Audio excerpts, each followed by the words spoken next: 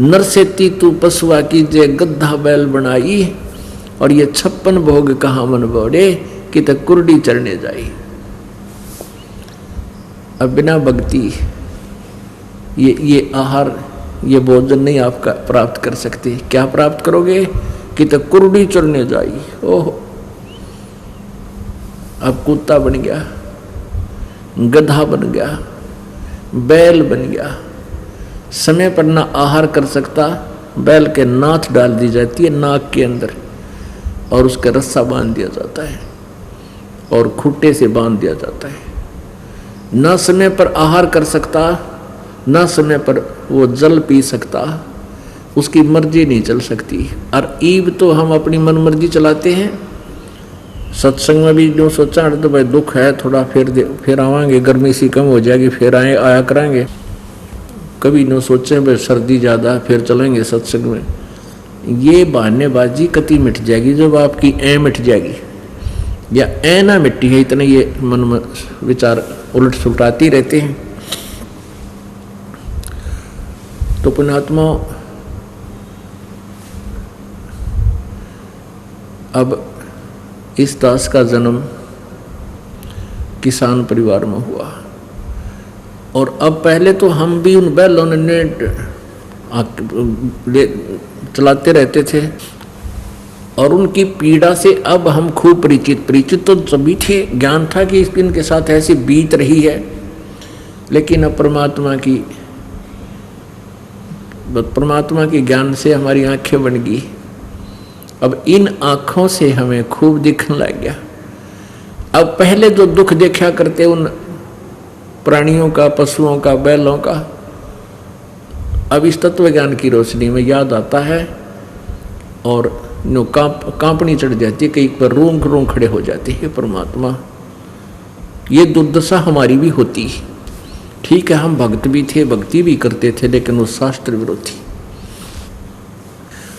तो हमारे एक बैल था, उसके पैर में पिछले खुरों के बीच में एक 1.5 इंच की कील लग गई, और उस कील की ऊपर की जो कैप थी वह टोपी सी कटी हुई थी। किसी ने रिजेक्ट करके समझ गए गली में फेंक दी नालायक ने, और वो बैल के पैर में घुस गई। सुबह सुबह वक़्त से हाली खेत में ले जाता था बैलों को काम लेने के लिए, तो बैल के वह लगी, जब वो पैर तो लंग किया उसने, अंधेरा था, हाली ये नहीं देख पाया किस कारण से लंग होगी। कई बार वैसे भी कंकर पर पैर आ जाने से काफ़ी देर तक बैल लंग करता था, फिर ठीक हो जाता था। ऐसे वो हाली उसको चलाता रहा, बैल भी चलता रहा, उसको भी इतना ज्ञान नहीं होता, जल्दी जल्दी पैर टेकने से वो अंदर घुस गई। डले कंकर लायक का वक़्त ही अंदर चलेगी, खाल में घुस गई, और रक्त खून खान आना भी बंद हो गया, खेत तक पहुंचा इतना। लेकिन बैल की लंग बढ़ती ही चली गई। आपस में उस समय ये ऐसे ही विचार विमर्श करते थे। हाली कहते थे कि बैल के कभी लंग हो जा पैर में, उसको खड़ा नहीं करना चाहिए, सारा दिन काम लेना चाहिए, उसके कोई नस पे नस चढ़ जाती है, वो चलने से, कार्य करने से ही वो ठीक हो जाता है, अन्यथा वो ज़्यादा हानि करती है। इस दृष्टिकोण से उस हाली ने, हमारे अंकल ने, उस बैल को सारा दिन चलाया। पैर सूज गया। शाम को जब आया तो 3 पैरों से चल रहा था वो बैल। आते ही बैठ गया, न चारा चरया न जल पिया, आंखों में पानी पड़े। अब सुबह तक वो पैर सूज गया, सुबह उठा नहीं वो बैल, उठाने से भी नहीं उठा। तो फिर किसी व्यक्ति था, कोई जानकार सा पशुओं का, उसको लाए बुला के उसने देखा पैर सूज गया, ऊपर घुटने तक सोई बन गई। तो उसने देखा कि इसके तक गोड्डे में बा आ गया, घुटने में इसका कोई बाव आ गया है और ये सूज गया। तो उसने घुटने पर गर्म पट्टी, कोई वस्तु ऐसी जो बाय के लिए होती है, वो बांधनी शुरू कर दी। अब कील तला गिरी खुरों में नीचे, और ट्रीटमेंट हो रहा घुटने का, और वो बोल के नहीं बता पा रहा कि मेरे कहाँ चोट लगी है, क्या लग गया है।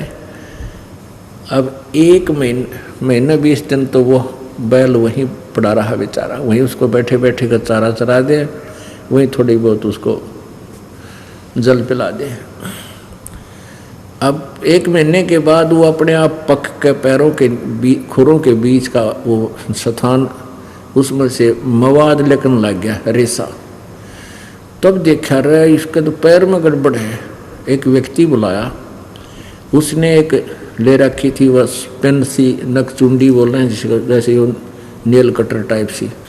उसने देखा, उसको साफ सूफ करा, उसमें देखा तो वो एक कील गड़ रही, उसके अंदर कील घुसी हुई है, वो निकाल ली उसने, इतनी निकली बार। उसके बाद वो बैल चैन से आहार करने लगा और जल पीने लगा, फिर वो खड़ा होने लगा। अब पुण्यात्माओं, अब जब वो मनुष्य शरीर में था, उस नालायक प्राणी ने कभी सोची भी ना होगी त्रिया दुर्गति हो जाएगी, और परमात्मा हर समय ये ढंढोरा पीटते आए हैं। पुण्यात्माओं, ये आपका सौभाग्य है कि आपको ऐसा सत्संग सुनने को मिल रहा है, नहीं तो इस दास की आधी उम्र हो गई थी, 37 वर्ष का हो गया था। सन 1988 में दास को ये उपदेश मिला, और उससे पहले इस तरह का ज्ञान कभी सपने में भी ना सुना था। यदि पहले सुन लेते तो पहले जागृति आ जाती।